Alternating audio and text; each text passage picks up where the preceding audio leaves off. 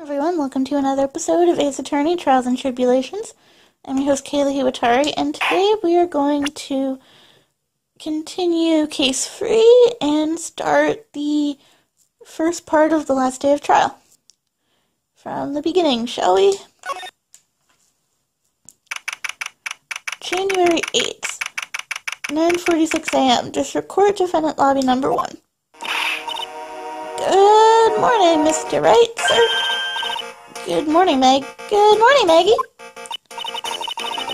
Oh, what do you think is going to happen today, sir? Yesterday's session didn't go so well and then ended on a giant mystery. That's true. And we still haven't solved a single part of it yet. Are you okay, Nick? Huh? Oh, yeah, of course. I saw that little flash of doubt in your eyes. No, that wasn't doubt. That was, determination. Why don't I believe you? It's nearly time, Maggie. You'd better get going to the defendant's seat. Roger. Don't let me down, Mr. Wright. I'm counting on you, sir. Hey, pal. Hey, Detective Gumshoe. Quit stressing Maggie out. She doesn't need that. How did you know she was stressed? I was watching through the doorway. Oh. You look like you lost the case already. Show a bit of confidence, will you, pal? Here, maybe this'll help. Huh? Have you taken up aromatherapy too? Not in a million years, pal. Don't tell me that you don't remember this thing. Come to think of it, that doesn't look like one of those aromatherapy bottles. This is a small bottle that turned up in Trey Bian's kitchen a couple of days ago. Oh, that, yeah, I totally forgot about that. Wow, look at all these little bottles. Oh, they're aromatherapy oils. He's got so many, they're overflowing onto the floor. Hey, wait a minute. There's one bottle that's different from all the others. Well, what do you know? And it doesn't have a label either. And it doesn't smell. We finally got the analysis results back from the lab. So, what is it? Is it the poison? I'm afraid not, pal. It's medication. Medication? Yeah, for ears. Topical use only, apparently. For ears? You mean...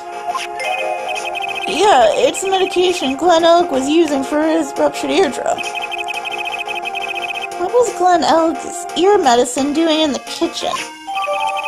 Small bottle refiled in the record. What about the unidentified fingerprints? Anything on that? Someone screwed up, so they only had time to analyze the contents of the bottle. Another hour, and they might have gotten something on the prints, but... That's going to weaken its impact as a piece of evidence. Okay, pal, this is it. Make sure your defense is impregnable today, got it? Sure, Detective. Today's trial. I'm gonna expose that guy for what he's done, or my name isn't Phoenix Wright. The real Phoenix Wright. January 8th, 10 a.m., District Court, Courtroom Number 4. Court is now in session for the trial of Maggie Bird. The defense is ready, Your Honor. Ready and waiting as always, Your Honor. Very good, then we'll get underway at once. Yesterday we heard the testimony of Mr. Victor Kudo. Claims seems to have witnessed the defendant putting a powder into the victim's coffee. However, the witness's testimony was plagued with a number of problems. The mark on the rim of the cup shows that the victim drank from it with his right hand. But according to the old man's testimony, he picked it up with his left hand. Thank you, Mr. Goto. Furthermore, according to the witness's account, the victim was listening to the radio with an earpiece in his left ear. But the victim's left eardrum was ruptured, which made him effectively deaf in that ear. It's amazing how many contradictions a single case can have, huh, Nick? That's good coffee. Allow me to enlighten you, Your Honor. The world, you see, keeps turning, and we must turn with it. You've lost me already, Mr. Goto. Don't let the mysteries of yesterday mystify you today. Only losers think like that. You've got to change with the times. That's one of my rules. Are you implying that you've resolved these contradictions? You know the answers to these riddles. The old guy wasn't just throwing seeds in here. He was throwing us off the set. And today, I'll prove it. Very well, let the first witness take the stand. The chef. And you are? Oh, bonjour, everyone! I am Jean Armstrong, the owner and head chef of the Très Bien restaurant. Enchanté. Forgive me for asking witness, but are you oh la la, monsieur. As you can see, I am in le patent pokey gentleman, no? On the day of the incident, you were in Très Bien's kitchen. Isn't that right? With you, monsieur. Everything feels right.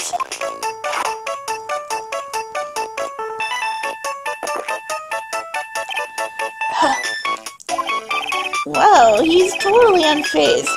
Doesn't anything intimidate this guy? Very well, your testimony, please, witness.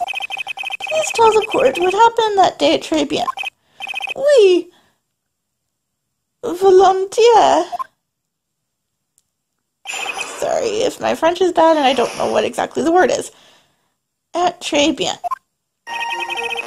When it all happened, there were just 2 customers in my restaurant. I remember I was experimenting with some new articles that day.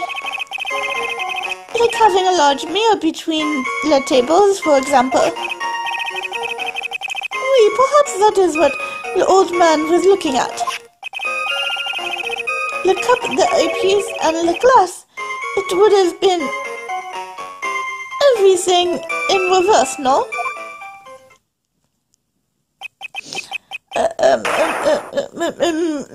Mirror? Oui, un grand mirror, le most enormous mirror. Moi. And suddenly, the mystery disappears. Like I said, the world keeps turning, so roll with it.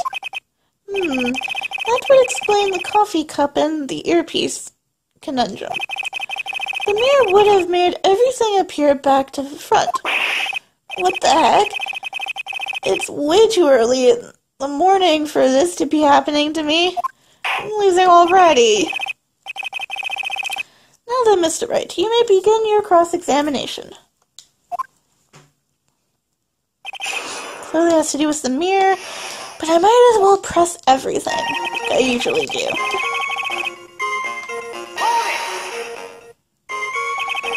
And who were the 2 customers exactly? Of course, the young man who died. and the other not-so-young man. You are referring to yesterday's witness, I presume? What about the other man Maggie says she saw at the table?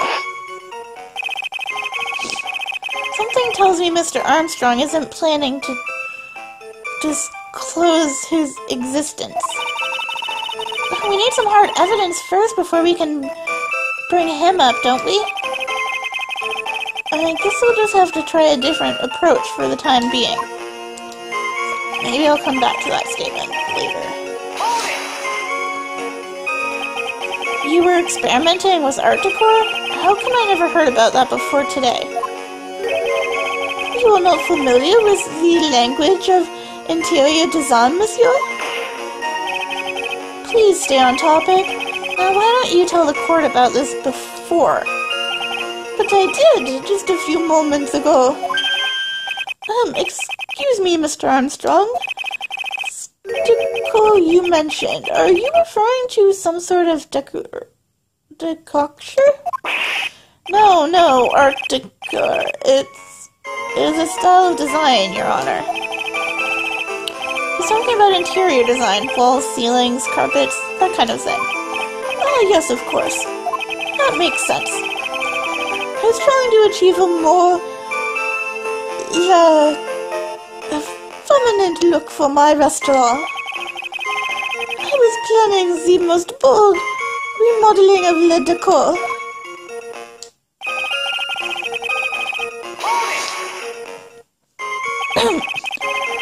How big of a mirror are we talking about here? Oh, something about 4 meters wide and, about 2 meters high. Let's see. If 1 meter is about 1 yard, holy glasses. In a frame, that's huge. I was intending to install it on the ceiling eventually. The ceiling? Was that a mirror on the ceiling? I don't remember. I know, but I decided not to go through with it in the end. What should I do? Should I ask him more about the mirror or not? Yes, ask more. If you really had such a large mirror in the restaurant, someone would have noticed it. But there's nothing about a mirror in Mr. Kudo's or Maggie Bird's testimonies. but... Objection! You didn't ask, Trade. You've only yourself to blame for such sloppy work. What? The mirror was delivered to Trade Bien the day before the incident. Really? As Mr. Armstrong testified, he was carrying out some design changes. And as it turned out, he didn't actually use the mirror in the end. This just doesn't add up. Even if a mirror was delivered to Trade Bien, it doesn't prove that it was in the restaurant on the day of the crime. Huh. If you want to doubt someone, Trade, look in the mirror.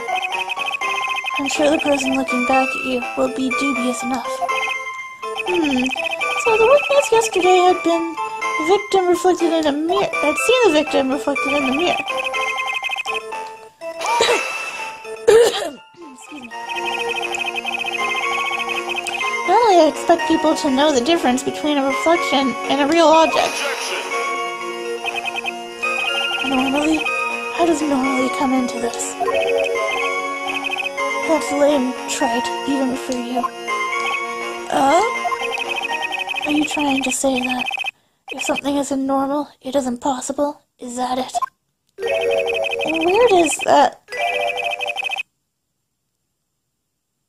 Where does that leave the porcupine-headed lawyer and the top-knot chick over there? And the ungodly cool guy with the mask over here? Well, trite.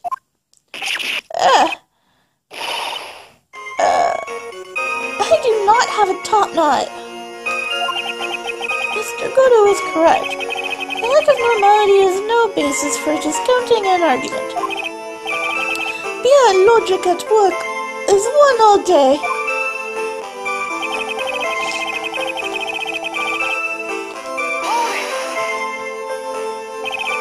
everything? He would have seen everything in reverse?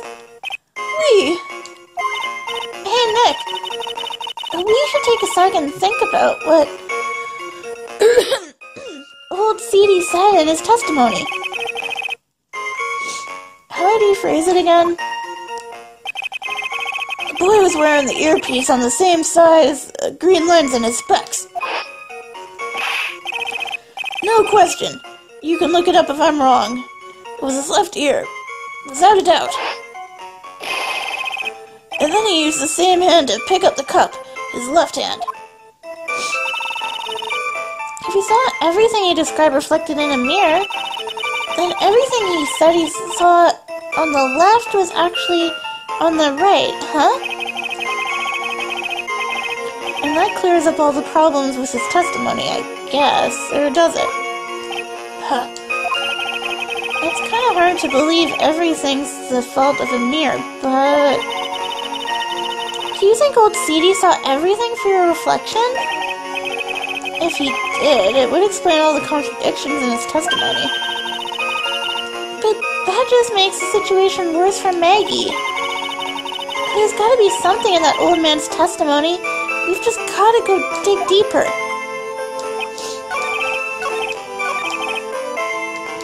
Okay. The cup, the earpiece, and the glasses would have been in reverse.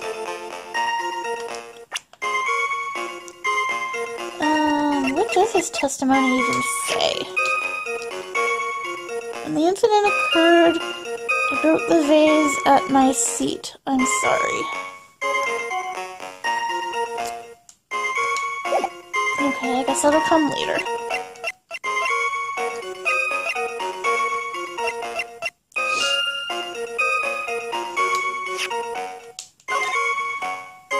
I can't see the earpiece in here.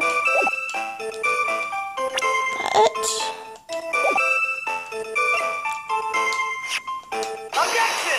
there we go. Use the profile of the victim. The coffee cup, the earpiece, and the HMD. Let's think back over Mr. Kudo's testimony for a second, shall we? The boy was wearing the earpiece on the same side as the green lens of his specs. No question, you can look me up if I'm wrong. It was his left ear, without a doubt. So to summarize, we were told both the HMD and the earpiece were on the victim's left side. Now if Mr. Kudo saw that as a reflection in a mirror, it means both the HMD and the earpiece were actually on the victim's right side. Exactement. You see, monsieur, now that you think about it, it is not so odd, no? Unfortunately, that's where we run into a monumental contradiction with the facts. If Mr. Kudo really did see everything in a mirror, why is it that the HMD is now on the wrong side of his head?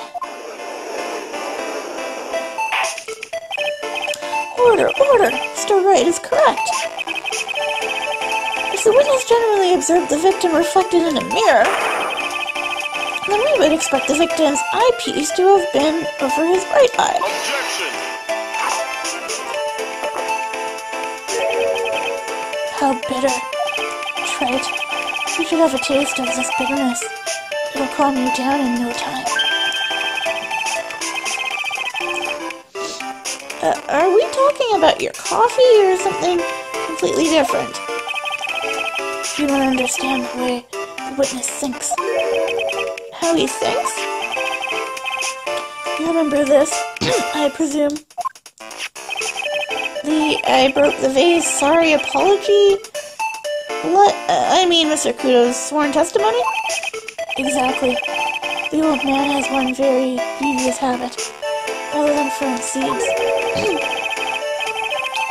More of an impression something makes, the more muddled his mind makes it. And what's the most striking thing about Mr. L? Clearly it's the victim's eyepiece. And that's my point. The old man strikes again. Still, his HMD made a big impression on the old man.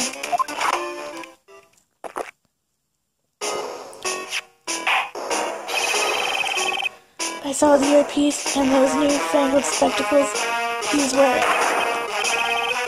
Oh yes, they were both on his left ear. Do you hear his left ear? Well, trite. That's the worst but best impression of Kudo ever. Wow, I really thought he was old seedy for a minute there. Kudo's good. Enough. I must agree that yesterday's witness was irresponsibly brash in much of his testimony. Bad luck, Nick. Looks like the boil of a contradiction you found is just a rash. A mirror can't be beaten by a handful of seeds, nor can it lie. So what exactly was the old man looking at? Fill us in, Mr. Armstrong.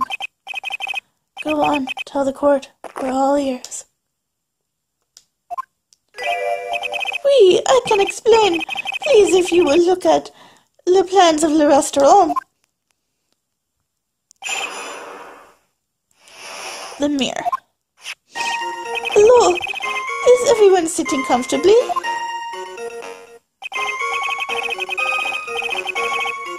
The mirror, it was in the middle of the restaurant, dividing the two halves.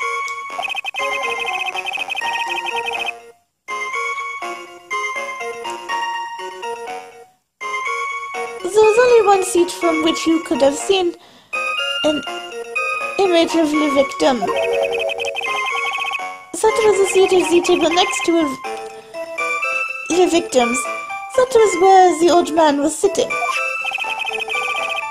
After the terrible incident occurred, I moved the mirror so it was not in the way.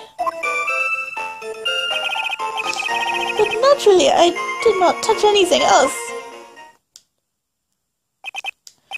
I see no problems with the explanation we have just heard. From the table next to the victims, Mr. Kudo could have seen the victim in the mirror. What a naughty little coquette I am, confusing all the men like this. Don't worry about it. We can keep up, except for the guy breaking out in a cold sweat over there again. I hate that guy. You said you didn't touch anything else apart from the mirror. Are you quite sure about that? Volunteer, of course. Very well, Mr. Wright. Your cross-examination, if you please. I think you touched a few other things, but let's just start by pressing you. So, run this by me again. The mirror was here, correct? We, really? Because I know if I were you, I wouldn't have put a mirror there. It would be in the way. Objection! Look who's talking, trite. Huh? You're obstructing my view, among other things. But this is my seat in the courtroom. Trade begins the charm is that it gives you the impression that you're the only customer. Temporarily placing a mirror in that spot would hardly be in the way. Unlike you, trite. To tell you, monsieur, the mirror was there, in the middle of the restaurant.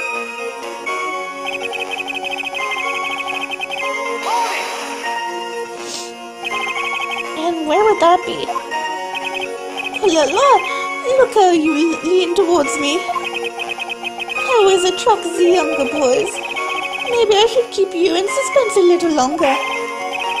Mr. Armstrong, tell the court what you know all at once. I attract the older ones too, you know, handsome. Shall I tease you too? Oh, poor judge. I'm already seeing a very hot someone, so I'm afraid you'll be waiting for a long time. I bet she has mocha cream skin and cappuccino perfume. Yeah, I will tell you. There was only one seat from which you could have seen.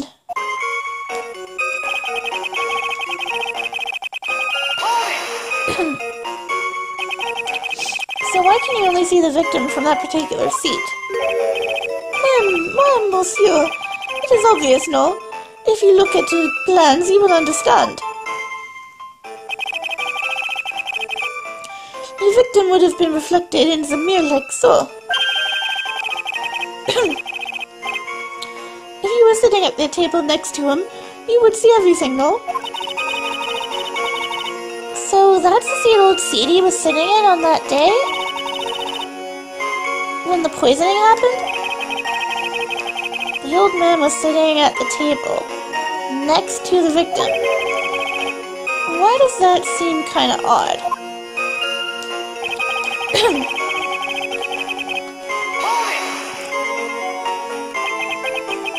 Did you move the mirror while Mr. Kudo was off calling the police? Oui, exactement. I carried it out of the restaurant then. You moved a huge mirror like that all by yourself. What can I say? I know how to fix things up, handsome.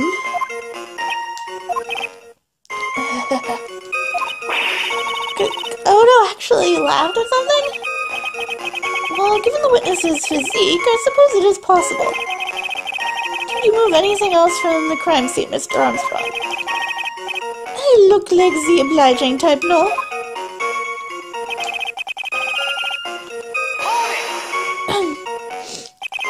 Are you sure about that? I touched nothing except the mirror. Le moi. Mr. Wright, is there something the witness has said that doesn't match the crime scene? Yeah, there is. I just can't put my finger on what exactly. Suffering from a case of heartburn trait. Oh, I'm just thankful that an oil with golden and frankincense. Add a few drops to your coffee, and voila, enjoy. Focus, Phoenix, breathe. I need to ignore these two and just find some evidence. It is pretty strange though, isn't it? I mean, nobody mentioned anything about a really large mirror. You'd think someone would have, but Maggie didn't, and neither did old Seedy. And the only logical explanation is, well, there was no mirror inside Trey Bia that day. Now I've just got to prove it, somehow. Okay, time to try and figure this guy out.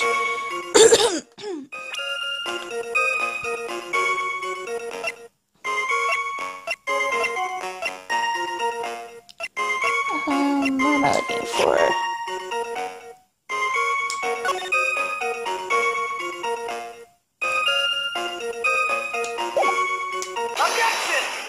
Yay, I got it. Excuse me. This piece of evidence contradicts with your testimony. We have heard, Your Honor. The crime photo? Yes, crime photo. This photo clearly shows something that theoretically shouldn't be there. What on earth do you mean by that, Mr. Wright? Should not exist. Huh. Sounds like you're describing yourself, Trite. Now then, if the defense would please clarify its statement.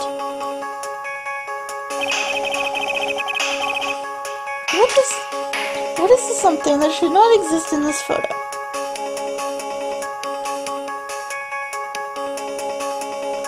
Where's my cursor? There it is.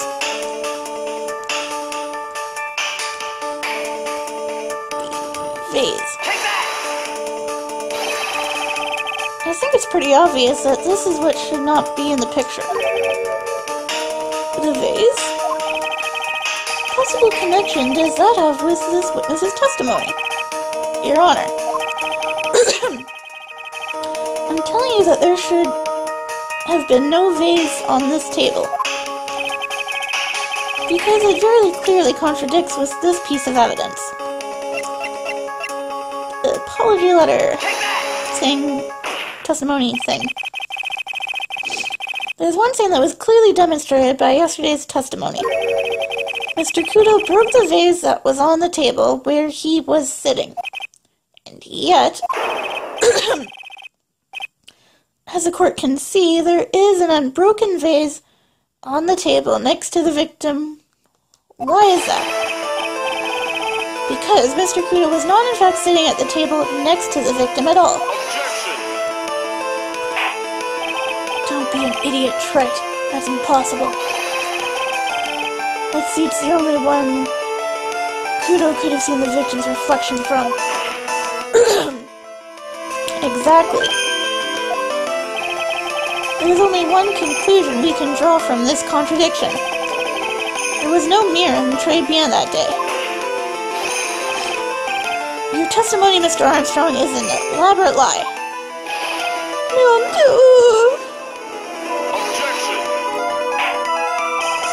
Don't try to confuse the court, Trite. Obviously the witness cleaned up the vase. Well, the police were taking their time getting to the crime scene. Unfortunately, Mr. Godo, that doesn't quite work for me. Mr. Armstrong already testified to the contrary, in his own words. I did not touch anything else except the mirror.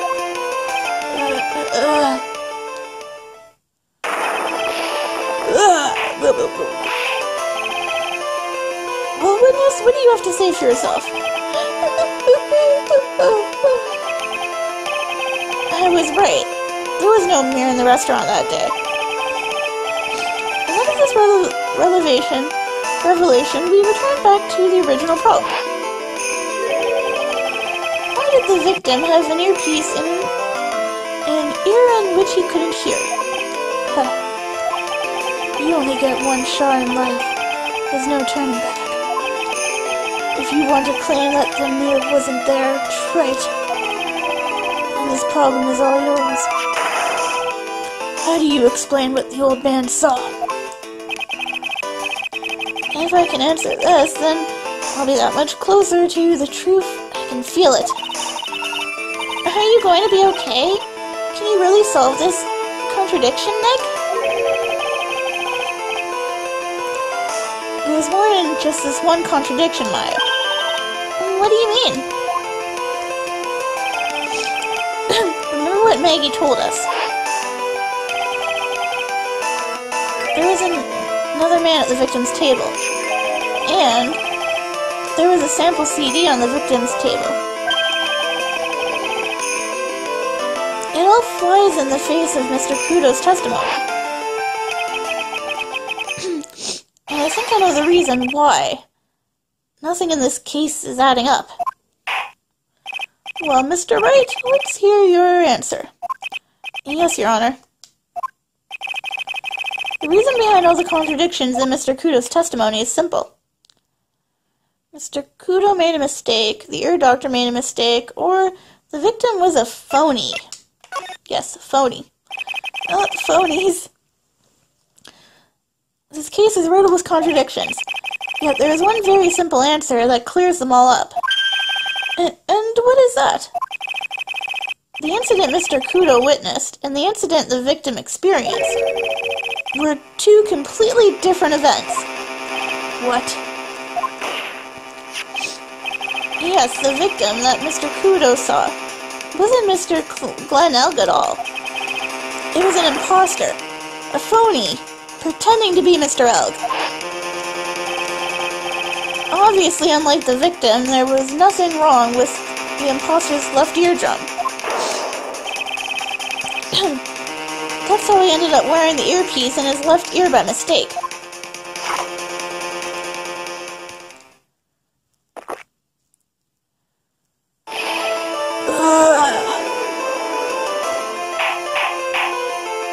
Can't be serious, a phony trite. Order in the court. Settle down or I'll clear the courtroom. Quiet, Gramps. Why don't you clear out of here, huh? What did you say? Trite, are you saying that what Mr. Kudo saw was set up? Yes. Someone pretended to be Glenn Elg and acted out the whole coffee poisoning. all for the express purpose of creating a witness out of one Mr. Victor Kudo. Objection! Get real trite. Why would anyone want to do that? Isn't it obvious? The thing Mr. Kudo was most insistent about in his testimony was the servant girl brought him a Javicino, but she put something in it. That's the servant girl right there in the defendant's chair. I remember her well. It's so hard to believe, but there was one and only one reason to show Mr. Kudo as fake poisoning.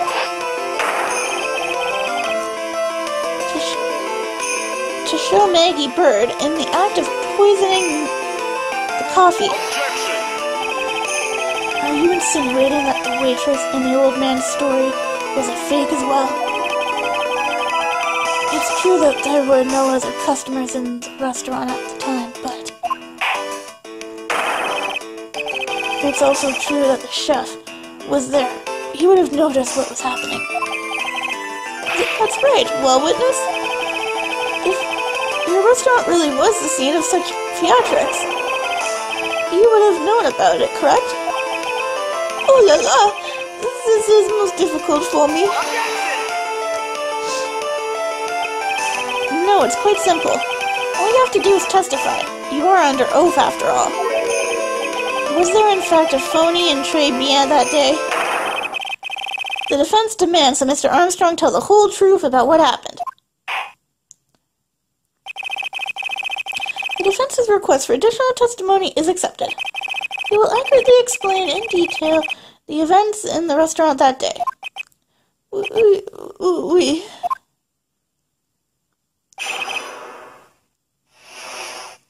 In the restaurant. The victim, Monsieur Elg, he came to my restaurant alone. I remember the old man arriving not long after him. There were no other customers. When he got word he won the lottery,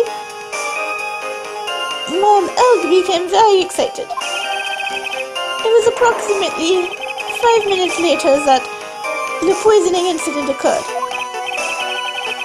No, there were no time for a phony to do the acting. Just so we're clear, there was no mirror in the restaurant after all.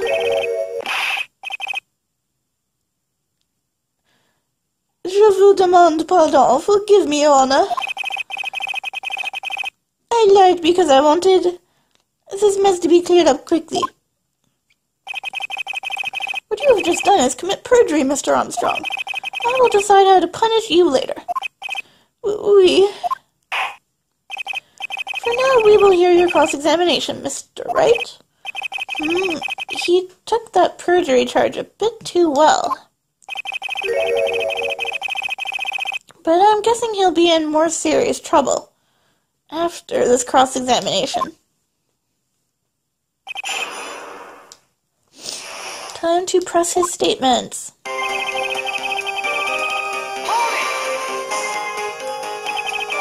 Was he alone at his table as well? Mais oui, I saw him from the kitchen. Yet the defendant, Miss Bird, remembers it differently. She swears there was another man at the victim's table. Objection! Huh. Unfortunately for you, trite. Yesterday's witness also testified that the victim was alone. You know, seeing you squirm like this reminds me. I sort of coffee's bittersweet bite. What kind of coffee has he been drinking? It's not coffee, it's love. It's love that's bittersweet. Hearing Maya say that makes her seem wise all of a sudden.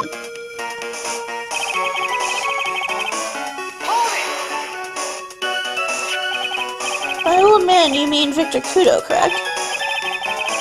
We come often for my special coffee. I drank your coffee once, Mr. Armstrong. Special, I'll give you that. It's worth a sip just for the experience. Oh, you make me so happy, monsieur. You are most welcome anytime.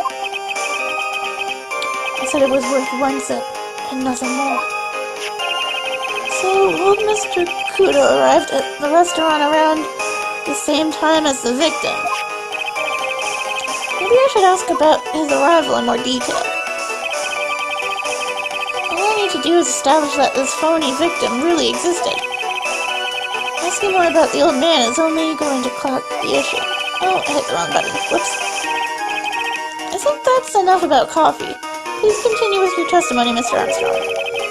You are welcome anytime too, monsieur. Right. I'll do something special for you. Oops. There we go. Back through this one again, because I hit the wrong button.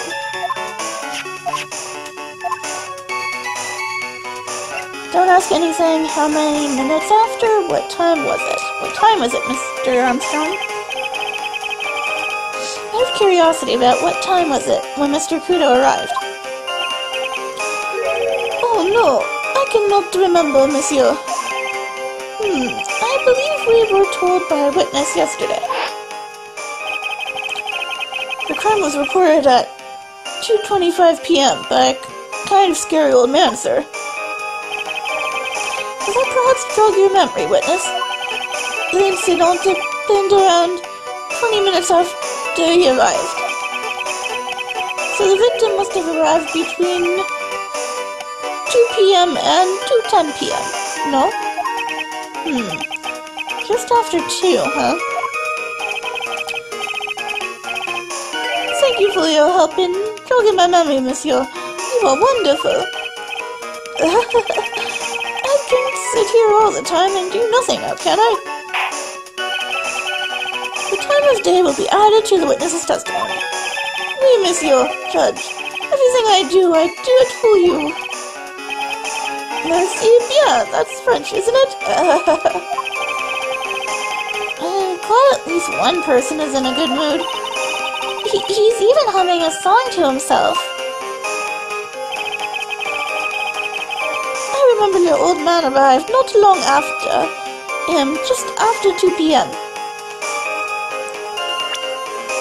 After 2 p.m., huh?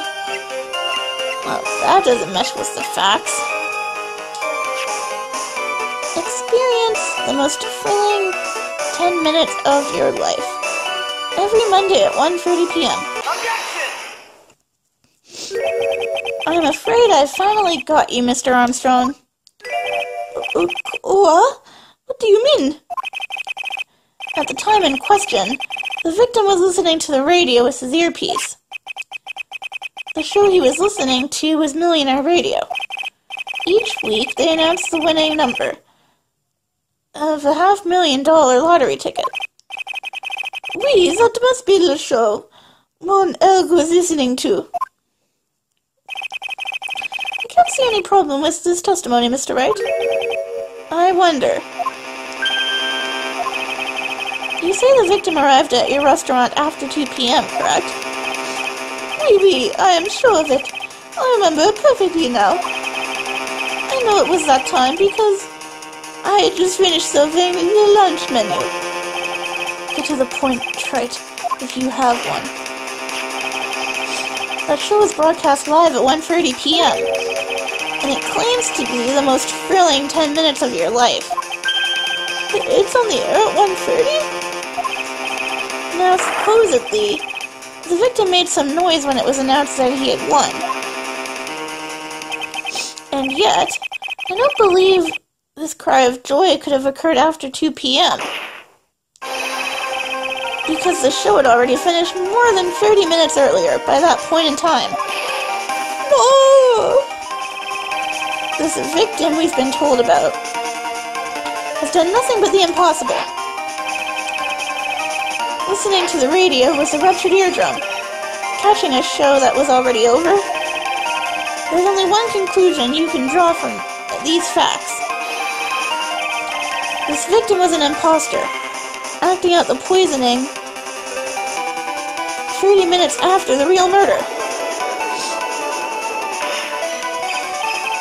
Yes. There were 2 Glen Elgs in Très Bien that day. The real Glen Elg, now dead, having been poisoned by the real killer. And the phony Glen Elg acting out the events for Mr. Kudo to witness. It certainly seems that way. I mean, if that wasn't the case, how could you explain the time discrepancy? Objection! Quite a performance, Trite. You were almost on a roll. But sadly, you lack the rock-hard foundation of rhythm to build your song. What is this? Music Theory 101? Let's recap. According to your imaginative theory, it's now just after 2 p.m. The phony elk is performing a play for the benefit of Mr. Kudo. How do you explain then who the real Glen Elg is? I don't believe I have to spell this out for the court, however. At the time, the real Glen Elg was already dead. It's seemingly the obvious conclusion. Objection! Thank you, Trite. That's exactly what I was hoping you would say. What? Now, I presume you can prove this theory of yours. Can you explain where the missing corpse went to? The missing corpse? According to the old man's testimony, there was only one other customer there. That customer was the phony Glen Elg. And where did the killer hide the body of the real victim?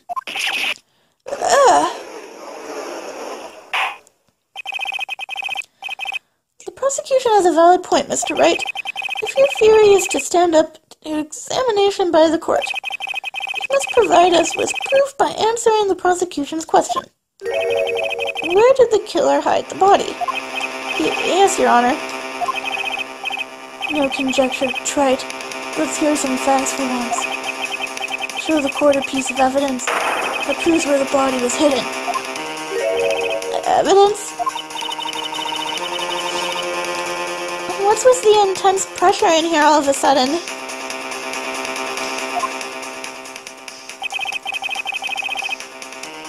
I thought I had him with that contradiction. But he's turned it all around and backed me into a corner instead. Well, Mr. Wright, the court will now hear the defense's theory and evidence. First, where was the body of the real Mr. Elg concealed? Outside Très Bien, inside Très Bien, inside. It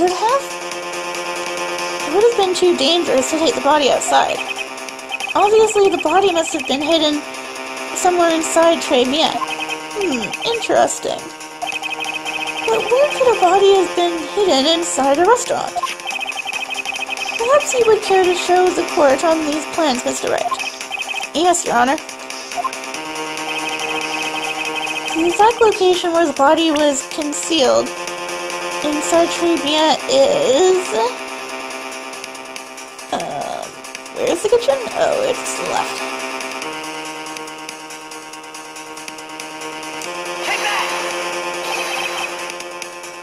The body was hidden here. I see. Nice supposition. But the real question is, can you back it up? Where's the evidence that proves the body was hidden in that location? The bottle! Mr. Armstrong, do you recognize this bottle? No. I have never seen that ugly bottle before in my life. I only use the very best bottles, monsieur. The highest quality only for me. Where was that bottle found, Mr. Wright? Interestingly enough, Your Honor, it was found in the kitchen of Très Bien. Quoi? But I only ever use these bottles for my aromatherapy oils. But this bottle doesn't contain aromatherapy oil, Mr. Armstrong.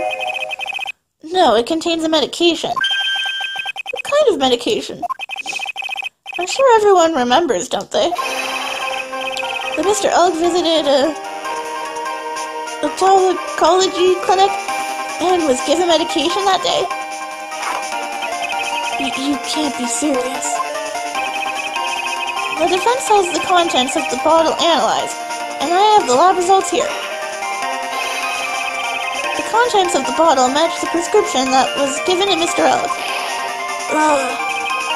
Glenn Elk's murderer hid the body in the restaurant kitchen, at which time this bottle fell out of the victim's pocket.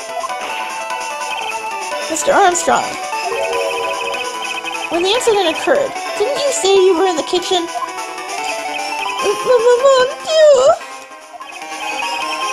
Yes, you know what I'm about to say. It was you who hid the victim's body. You had a fine job pretending to defend my client, Maggie Bird, however. You were setting her up to take the fall behind the poor girl's back. Oh! Order! This is an extraordinary development. Witness, did you murder Mr. Glenn Elk? Never! Don't do such an horrible thing. No!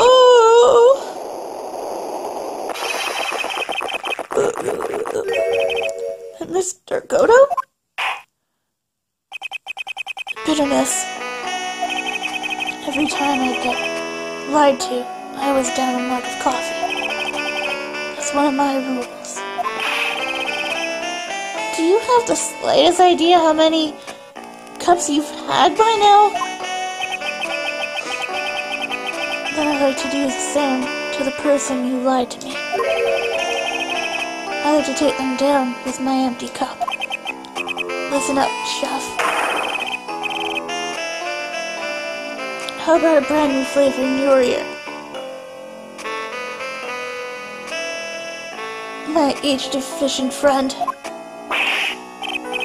Je vous demande pardon. Please, you must hear me out. There's a trap. Listen to me. Por favor. Yo hablo español, Mr. Armstrong, and por favor is Spanish.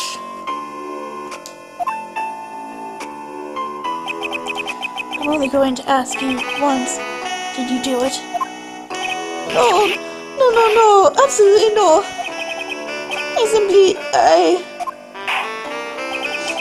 Let's hear it. You've got one shot. Right, Gramps. Witness, the court will permit you the chance to make one final statement. If you lie under oath again, Mr. Goto's coffee mug awaits you. As does my gavel. It is clear. What do they always say in the movies? I've got a bad feeling about this.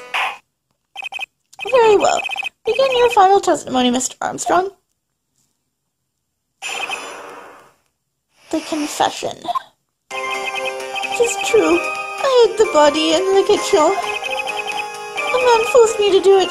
I had no choice. I had to go along with him because there was a reason why I could not refuse. But I did not kill him. I swear it. You must believe me. You were forced? By who? I cannot say, or I will be erased. Let's try a different question then. When Mr. Elk died, was he really the only person at his table? There was.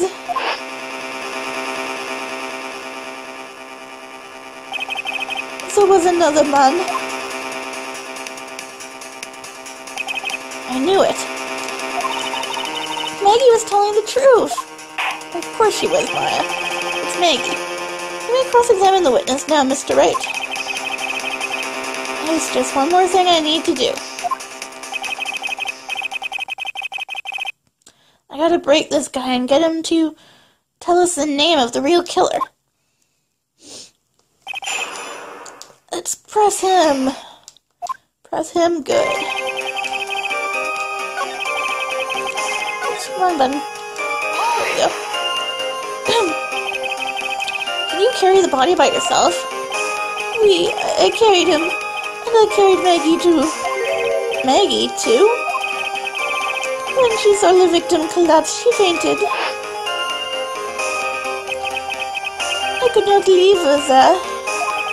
Why did you hide the bodies?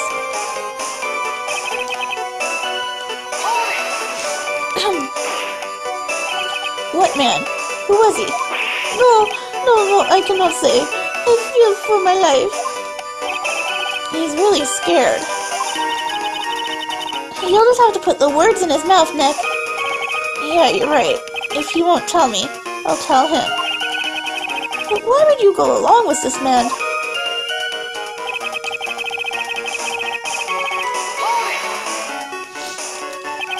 And what reason would that be, Mr. Armstrong? You know, monsieur. Yes? Surely you cannot expect a young maiden to talk about such an embarrassment. Maiden? You're a bit old to get away with that. And a bit too male. I can't finish the cross-examination without establishing his reason. So we'll just have to prove it, as evidence.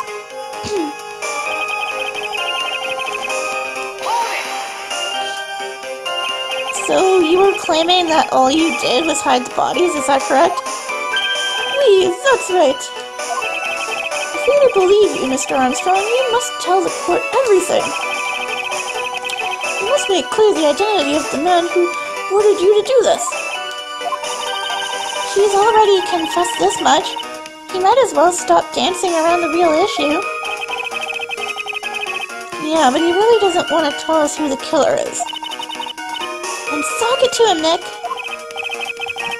Yeah, that's not a bad idea. Alright, let's see here. Try showing him that profile. Yeah, that was it. That was pretty easy, actually. Let's end this dance of running around the rosy, Mr. Armstrong. This is the man that you've been referring to, isn't it? Who is that? I feel like I've seen him somewhere before. Oh, I don't know. Maybe a month ago in this very courtroom. This man is Furio Tigre. He's the manager of the loan office called Tender Lender. There's no point trying to hide the truth anymore, Mr. Armstrong. I know you couldn't go against Mr. Tigre, at least not while he had this on you. Loan contract. A $500,000 loan from a black market loan shark. And you had no way of paying it back, did you? That's why you were forced to do anything this man told you. Oui, it is as you say. Mr. Armstrong! Le Tigre, he told me he was going to use my restaurant for a business rendezvous. On the day in question, he was meeting the victim to demand that he repays his loan. I don't know why it happened like that.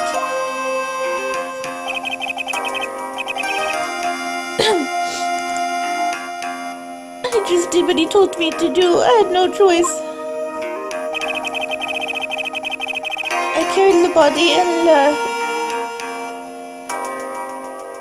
unconscious Maggie out of the dining area and into the kitchen. After that, I just tried to forget what I had seen. I think we can now safely say that the man who forced your hand was Mr. Furio Tigre.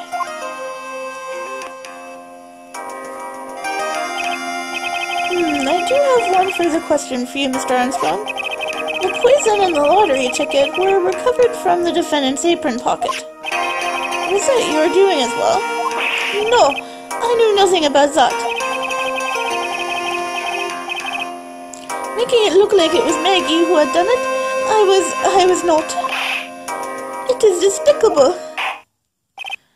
Mr. Kodo, you will summon this Furio Tigre as a witness. I doubt that can be arranged today, so we will adjourn for now. Proceedings will continue tomorrow.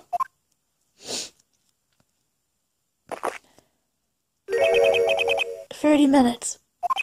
What? The trial will go on. I'll see to it myself. I need half an hour to get that guy on the stand. Not a minute more. How the... Don't sit back and relax yet, trite. No one knows if that chef is really telling the truth or not. This trial could still go either way. Very well. Your request is granted, Mr. Goto. We will resume once Mr. Tigre is ready to take the stand. Until then, court is adjourned for a 30-minute recess. To be continued. Yay, we got through the first half.